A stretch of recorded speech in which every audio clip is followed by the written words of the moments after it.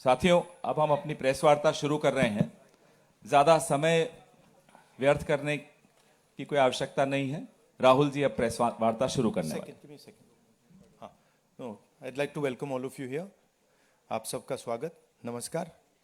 Go ahead, पवन। पहले राहुल जी अपनी press वार्ता करेंगे, क्योंकि समय की बहुत कमी है, तो हम बहुत लिमिटेड क्वेश्चंस जरूर लेंगे, 4 या 5, और उसके बाद ये प्रेस वार्ता को हम समाप्त करेंगे। ज़्यादा समय है नहीं, और उसके बाद एक आप लोगों के लिए चाय पानी की व्यवस्था है। हम लोग मिलकर फिर वहाँ चाय पे बात करेंगे।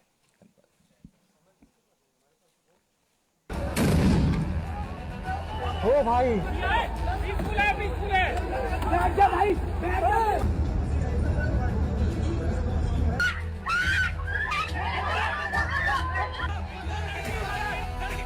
वो बेहोश पेशेंट के ऊपर चढ़ के गए, उन्हें डंडा मारा मेरी आंखों के सामने। हम लोग डॉक्टर्स हैं, हम शांति से हेल्प करने आए थे, हम नारे भी नहीं लगा रहे थे। उन्होंने बोला तुम्हें बुलाया किसने, डंडे मारे उन्होंने हमें। बंदूक से फायर किया गया और इसके शरीर में जो आपको दिख रहे हैं ये बंदूक के छर्रे हैं।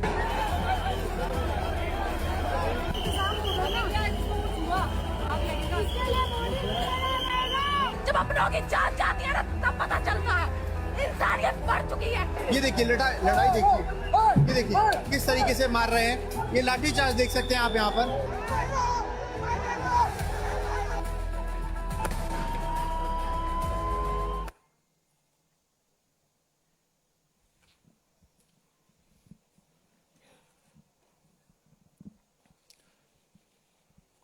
Question is, why is this happening to our students?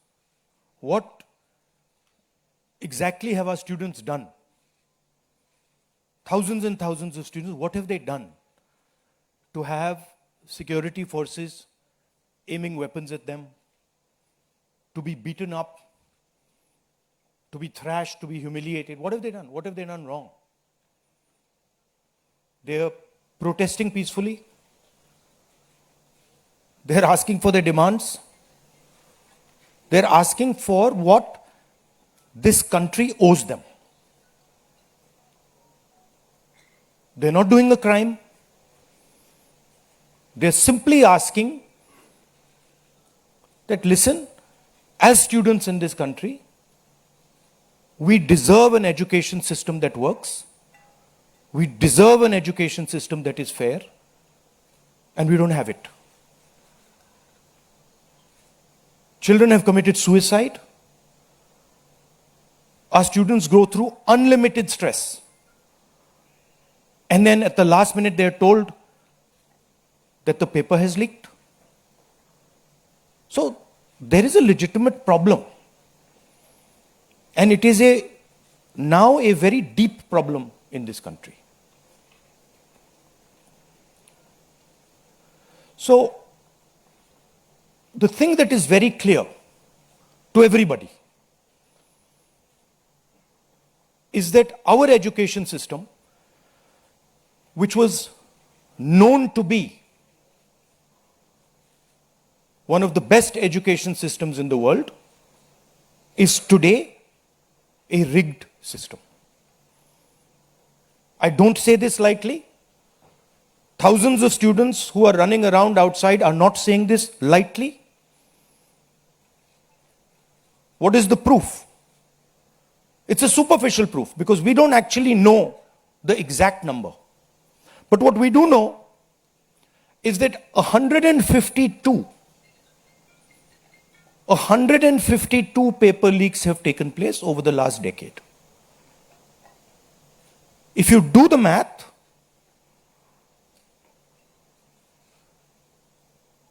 so one a month approximately. Every month, lakhs of students are told that all the stress that you went through, you're going to have to go through again. And after that, they're told, we really don't care. We don't care if there's a re-exam. We don't care how much you have to wait. We don't give a damn.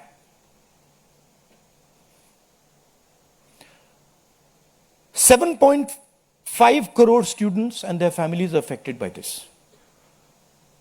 These are middle class and poor families.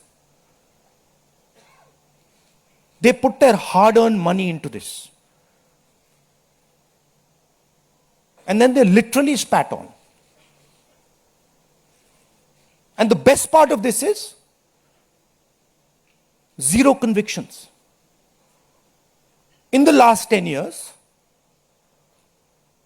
152 leaks have taken place and zero convictions. Zero.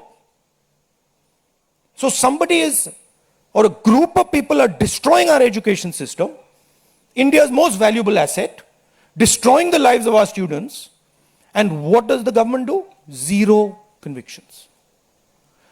So this is the first reason, an absolutely legitimate reason, why our youngsters are protesting. Thing doesn't stop here. It goes further. It's not just that the system is rigged. It's that the system is unaffordable. And this is a statistic that every youngster knows. But somehow, the government of India doesn't. One exam costs the families who take this exam the same amount of money as our entire education budget. So please think, the government of India, after collecting all the taxes, spends money on the future of our children. That money goes into something called the education budget. It is 1.4 lakh crores. At the same time, every year, 1.32 lakh crore, similar amount, is spent by the families who have taken the NEET exam. So please understand the scale of this thing. This is pure theft from these families. There's nothing else. And then after you steal from them, you tell them that there's a paper leak, the thing is rigged. So this is the second reason, and legitimate reason, why our youngsters are outside. But there's a more fundamental reason. And that reason is this: that even after you have an education, you become a doctor, you become a lawyer, you become,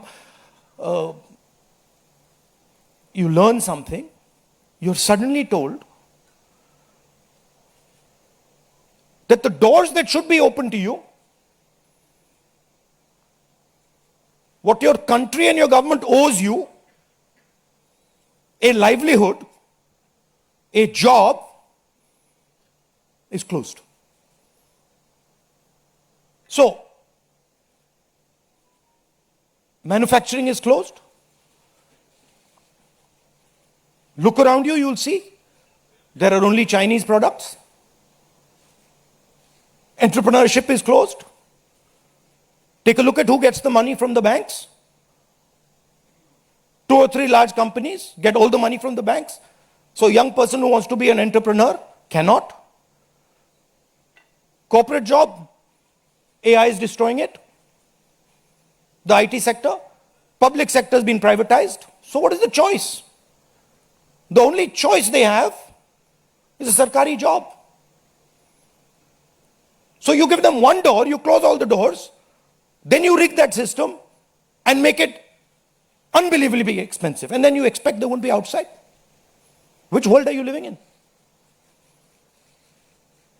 So we are 100% in agreement with what every single student is feeling, what every single student is doing. And there must be some consequences to what has been done some days ago. It is not their fault. And so they have some demands. What are their demands? The first demand, completely legitimate demand, is that Mr.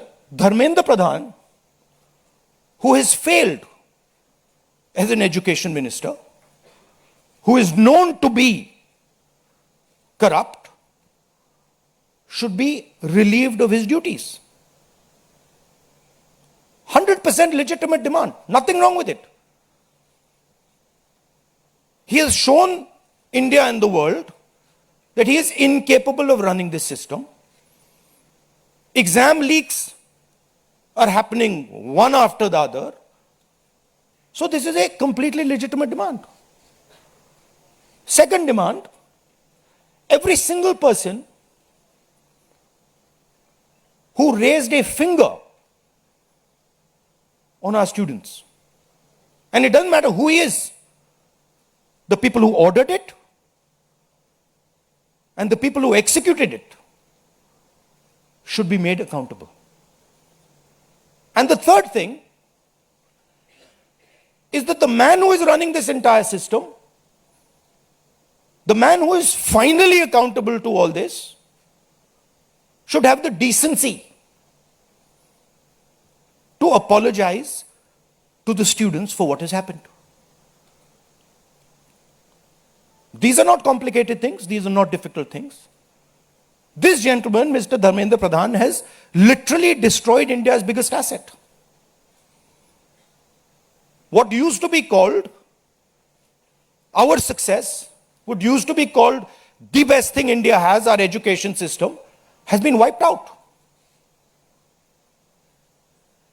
And so we fully support these demands, and we fully support every single student who is on the streets. Thank you. अब कुछ सवाल जवाब हिंदी में कर दूं? हिंदी में कर देता हूं.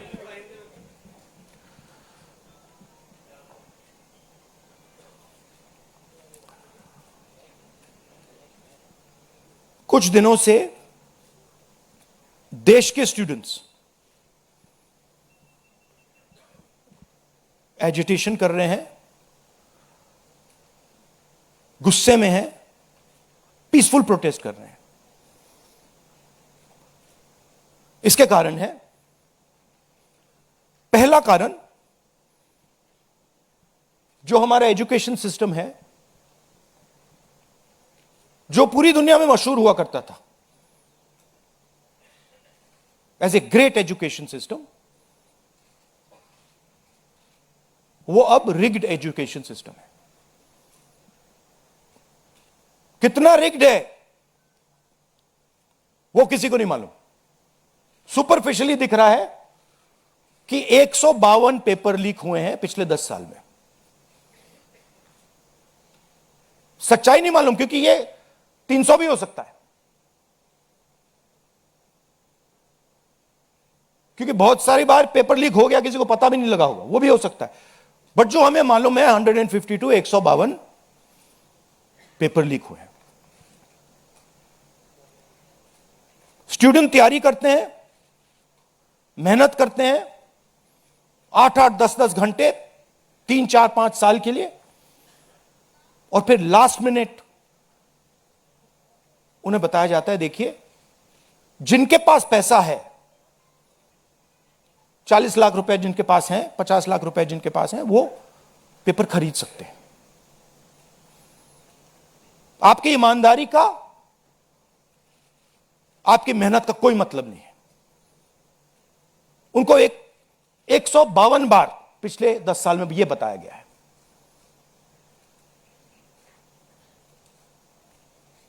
$7.5 करोड़ परिवारों को, स्टूडेंट्स और परिवारों को पेपर लीक ने डैमेज किया है. और स्टूडेंट यह सवाल पूछ रहे हैं, पेपर लीक होता है, 7.5 करोड़ युवाओं का नुकसान होता है, मगर पिछले 10 साल में एक भी कन्विक्शन नहीं हुआ, एक भी व्यक्ति का कन्विक्शन नहीं हुआ, जीरो। तो यह पहला कारण है। दूसरा कारण कि जो हमारा एजुकेशन सिस्टम है यह अनअफोर्डेबल है। मिडिल क्लास के लिए, गरीबों के लिए यह सिस्टम अनअफोर्डेबल है। जितना पैसा हिंदुस्तान की सरकार अपने एजुकेशन बजट में डालती है हर साल, उतना पैसा एक नीट एग्जाम के लिए, एक नीट एग्जाम के लिए जो स्टूडेंट्स एग्जाम लेते हैं और उनके परिवार, उतना पैसा देते हैं। आप सोचिए, सरकार पूरे देश से टैक्स लेती है, जीएसटी, इनकम टैक्स सारा लेती है, और फिर कहती है देखिए ये जो पूरा टैक्स हमने लिया है आपसे, इससे हम 1.4 लाख करोड़ रुपए शिक्षा में डालेंगे। और फिर हिंदुस्तान का एजुकेशन सिस्टम कहता है इन परिवारों से कि आपसे हम 1.32 लाख करोड़ रुपए सिर्फ नीट एग्जाम लेने के लिए लेंगे।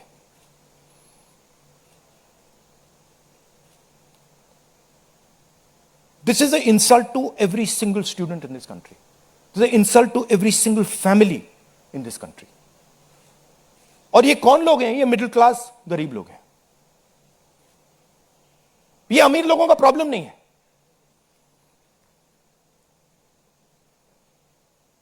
ये कॉर्पोरेट हाउसेस का, अदानी अंबानी का प्रॉब्लम नहीं है।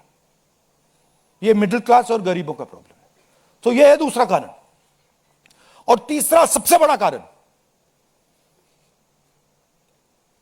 एजुकेशन के बाद जो होना चाहिए,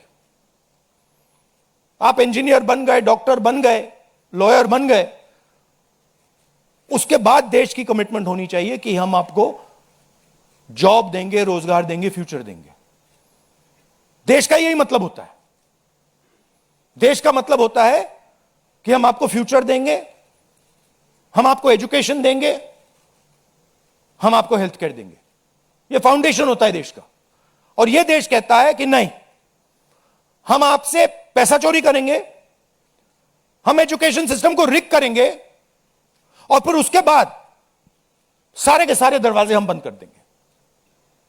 एक ही दरवाजा आपके लिए खुला होगा, सरकारी नौकरी, वो भी रिग्ड है। उसमें भी जिसकी जान पहचान है वो घुसेगा, जिसके पास 40 लाख रुपए वो घुसेगा।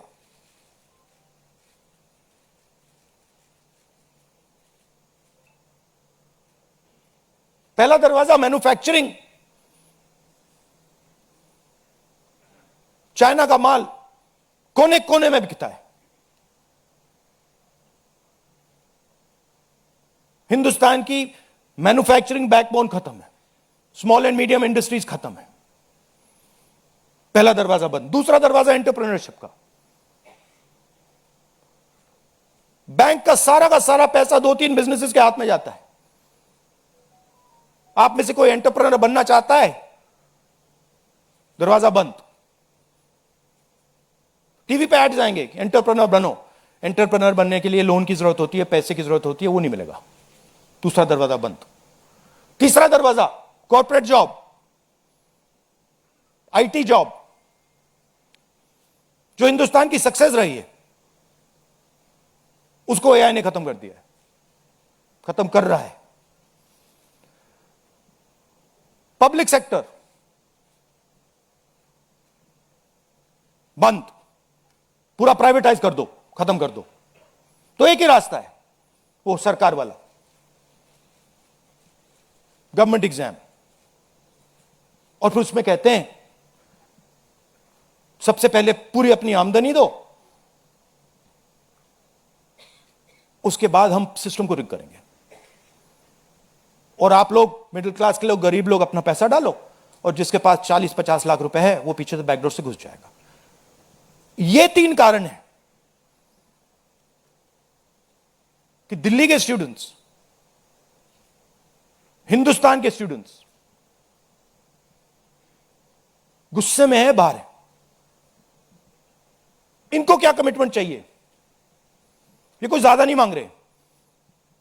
सबसे पहला कमिटमेंट जो सिंबल है इस चीज का, धर्मेंद्र प्रधान मिनिस्टर, सबसे पहले आप सिंबल को हटाइए। बड़ी बात नहीं है। सुसाइड हुए बच्चों के, 152 पेपर लीक्स हुए। स्टूडेंट्स की पहली मांग यह है, इनको हटाइए। दूसरी मांग, जिन्होंने स्टूडेंट्स पर आक्रमण किया है, जो आपने अभी वीडियो देखा, पूरी सोशल मीडिया पे, मतलब हजारों स्टूडेंट्स पे लाठी चल रही है, राइफल्स पॉइंट हो रही हैं, टांगे तोड़ी जा रही हैं, पैलेट गन से मारा जा रहा है। यह आतंकवादी नहीं है, यह हमारा फ्यूचर है, यह हमारे दुश्मन नहीं है, यह हमारे लोग हैं, हमारा फ्यूचर है। तो इन लोगों पर जिन्होंने वायलेंस किया है, हिंसा की है, इन पर एक्शन होना चाहिए। यह स्टूडेंट्स की दूसरी मांग है। और तीसरी मांग, जो इस पूरे सिस्टम को चलाते हैं, उनको स्टूडेंट से अपोलोजाइज करना चाहिए रिस्पेक्टफुली कि गलती हो गई, जो हुआ वो नहीं होना चाहिए था, आप लोगों को चोट लगी है, हम अपनी गलती मांगते हैं, कोई बड़ी बात नहीं। तो ये 3 डिमांड्स हैं। We are 100% supporting every single student, and we are fully behind you, and we are going to ensure that you are protected and your future is protected. Thank you. Thank you Rahul ji. First question Sanjeev Chopra, PTI. अच्छा, one second. अब इसमें 2 चीजें हैं। एक तरफ students है, उनका future है, वो क्या चाहते हैं कि बात उनकी इशू पे रहे। उनकी इशू क्या है? एजुकेशन सिस्टम, पेपर लीक, ये जो हुआ, इनको जो मारा गया, ये चाहते हैं कि शिक्षा पर, पेपर लीक पर, वायलेंस पर पूरे देश का फोकस रहे। मैं भी चाहता हूं और पूरा ऑपोजिशन चाहता है कि फोकस यहां रहे और इसके बारे में कुछ किया जाए, एजुकेशन सिस्टम को बदला जाए। और ये जो 3 डिमांड्स है स्टूडेंट्स की, दिल की डिमांड्स हैं, जो उनको चोट लगी हैं, उस आवाज से ये बोल रहे हैं, ये हमारे लिए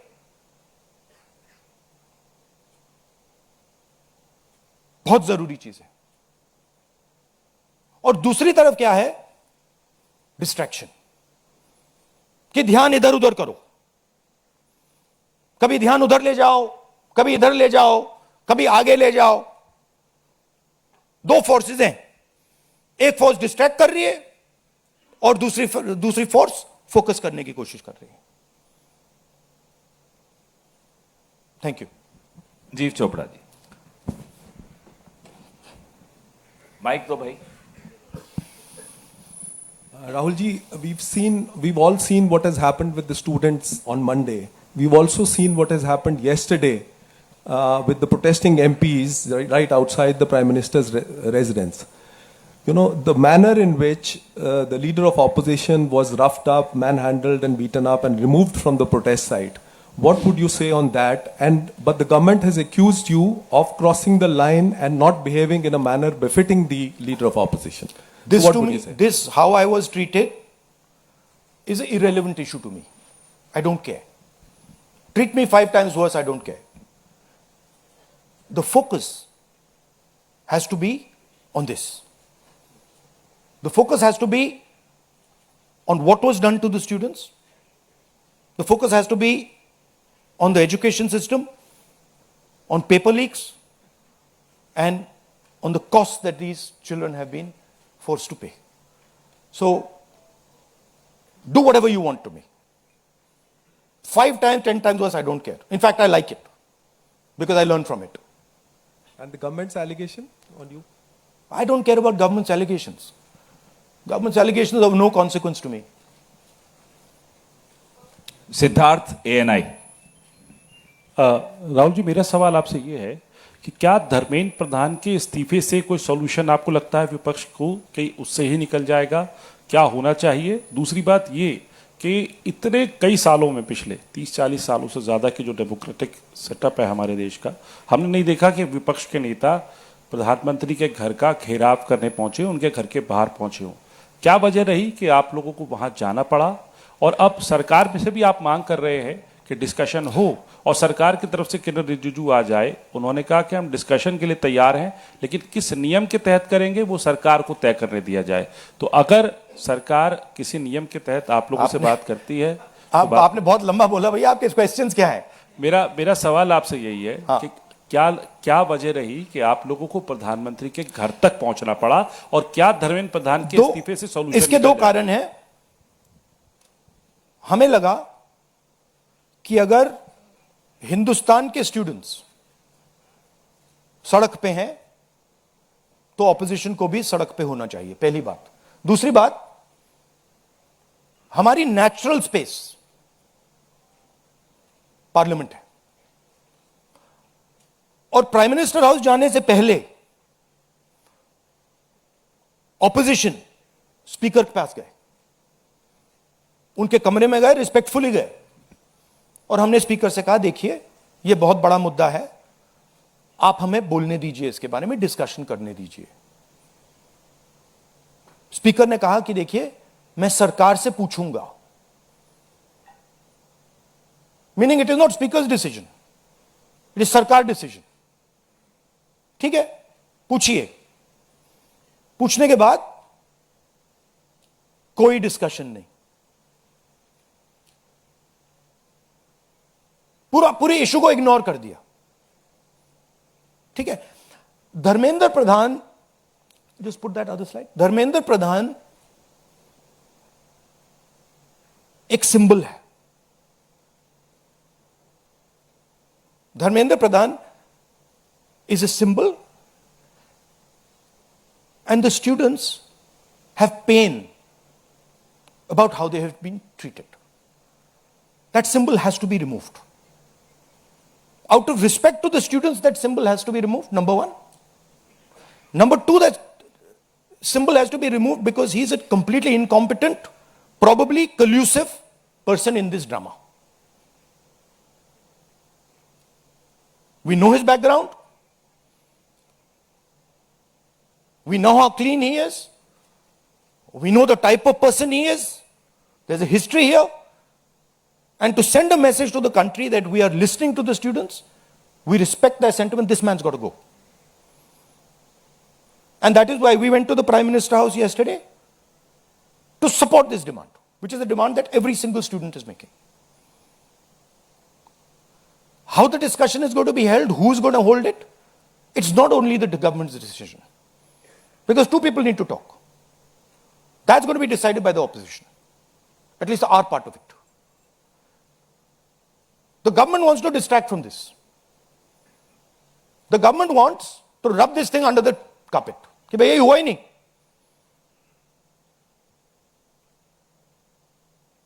और हम चाहते हैं कि ये सेंट्रल इशू है और ये सेंट्रल इशू पर रेजोल्यूशन आए. प्रधान जाए, Prime Minister apologizes. Everyone who assaulted students is the first step. Then we want to see changes being made to the testing system. We want to see changes being made to the amount of money people are charging. Thank you. IANS.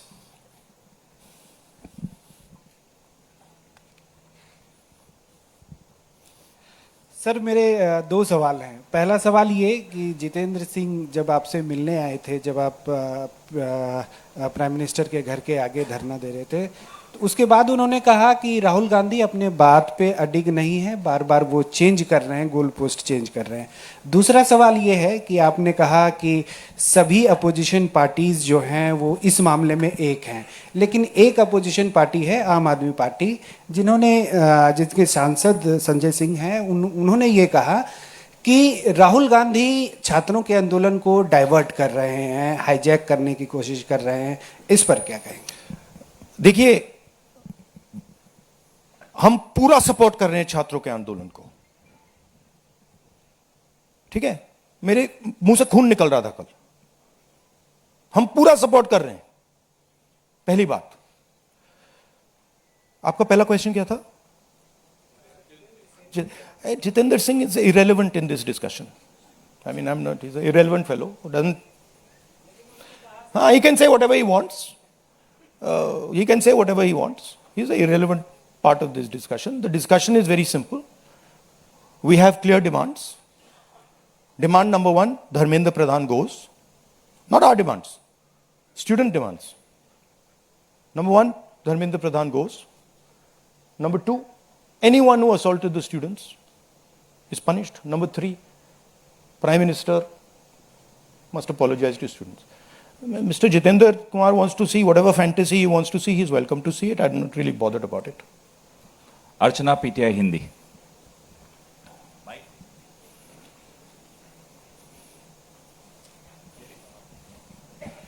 Sir, कल जिस तरह से protest पे हमने देखा, आपको पंच भी किया गया, आपको मारा भी गया।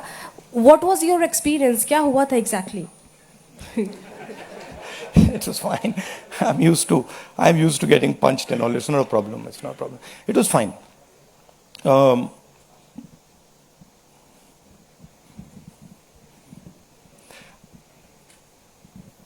My job is to express the will of India's people.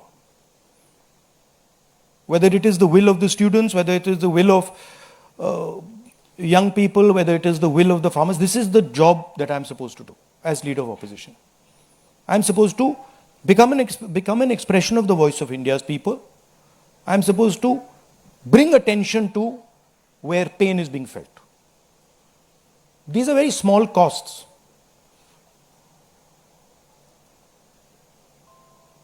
These are not big costs. It's a huge honor for me to do this, to be able to stand with the wishes of my people. So, a couple of punches and all, this is not a problem at all. I'm happy to take many more. एक second. मोहित दुबे।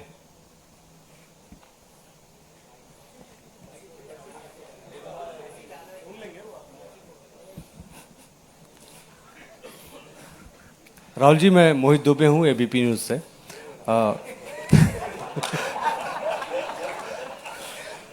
राहुल जी, अभी आपने कहा कि मुझे अपनी सुरक्षा की चिंता है नहीं, लेकिन आपकी सुरक्षा की चिंता मुझे लगता है कि क्योंकि नेता विपक्ष हैं, तमाम लोगों को है। जिस तरीके से कल आपके साथ सलूक किया गया, मुझे लगता है कि आज़ाद भारत के बाद किसी नेता प्रतिपक्ष के साथ ऐसा सलूक नहीं किया गया। आपको घसीटा गया, बस में डाला गया, छत्रसाल स्टेडियम लेके आप गए हैं। आगे की आपकी रणनीति क्या रहने वाली है? क्योंकि जिस तरीके से छात्रों के हक को लेकर आप लड़ रहे हैं, छात्रों की गूंज के तहत भी, पार्लियामेंट के अंदर भी, पार्लियामेंट के बाहर भी, आगे की अब रणनीति क्या रहने वाली है? सबसे पहले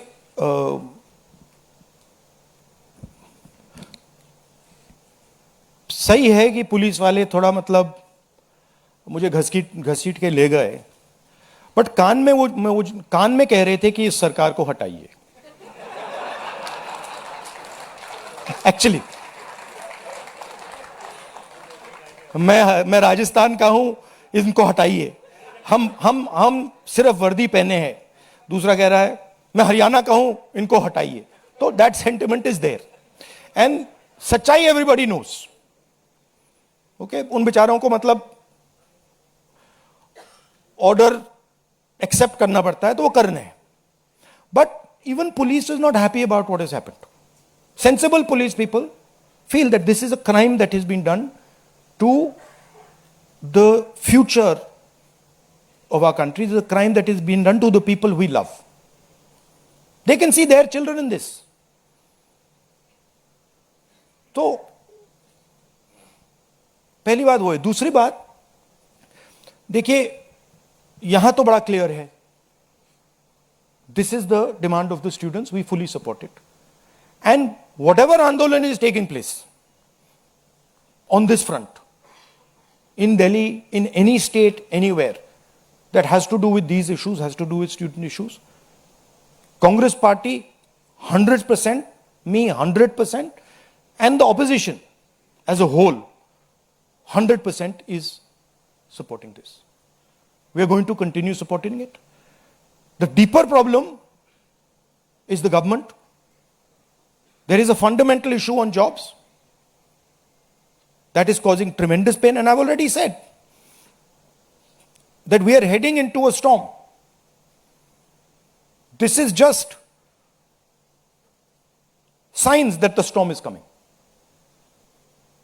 But when the Iran war impact is felt, then you will see that there will be serious problems coming as a result of the pain that is being caused to farmers, to students, to other people. Anyway, I'd like to thank all of you. Arun Kumar Singh, ये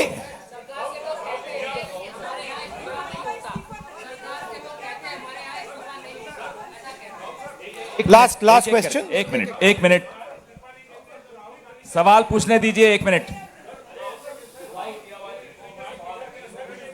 मैं पूछूं?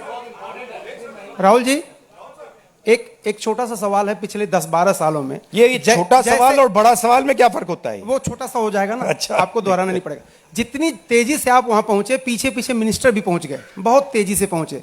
आपको क्या लग रहा है, पहले तो कभी ऐसा हुआ नहीं था? What compelled him to reach out to you first? And second thing, ये जो तीनों डिमांड्स हैं, is it totally non negotiable? क्या इससे कम कुछ पर आप तैयार नहीं है और संसद नहीं चलेगी?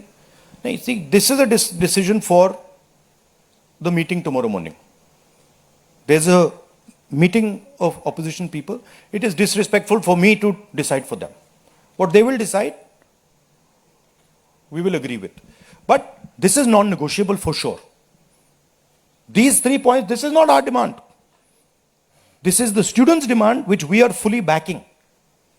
This is not negotiable under any circumstances. Whether House will run tomorrow, that is up to the entire opposition, which will be a discussion.